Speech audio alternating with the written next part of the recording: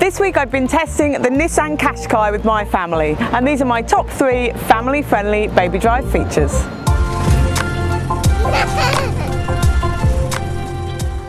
Number 1 is the auto lock and unlock doors. They make going to the car so much easier with kids. You don't have to fumble about in your bag for your keys.